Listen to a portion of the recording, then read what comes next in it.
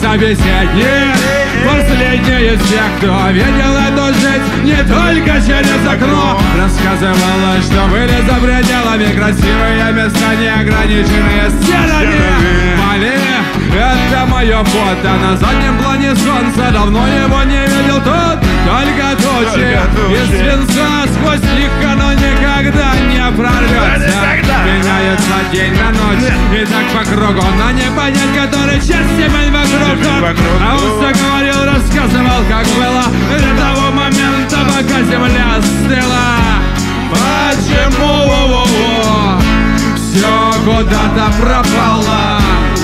Расскажи мне, старик, почему же судьба нас так потрепала? Почему все куда-то пропало? Расскажи мне, старик, почему же судьба? На засвеченных пленках одежка не только зимняя, цвет моросит и пыль не темно-темно стене.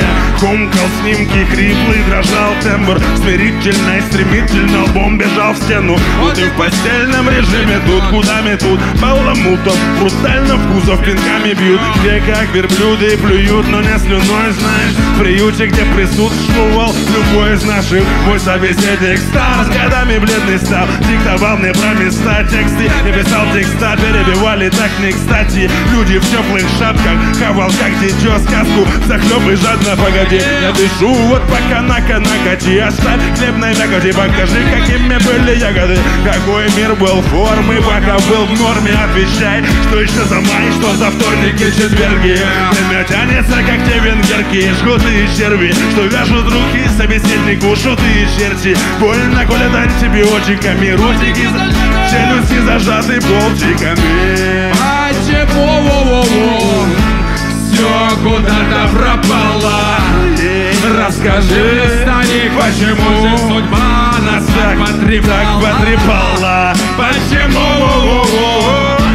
все куда-то пропало? Расскажи мне, старик, почему же судьба нас так потрепала? Ла-ла-ла-ла-ла-ла, ла-ла-ла-ла-ла-ла, ла-ла-ла-ла-ла-ла, ла-ла-ла-ла-ла-ла, ла-ла-ла-ла-ла-ла.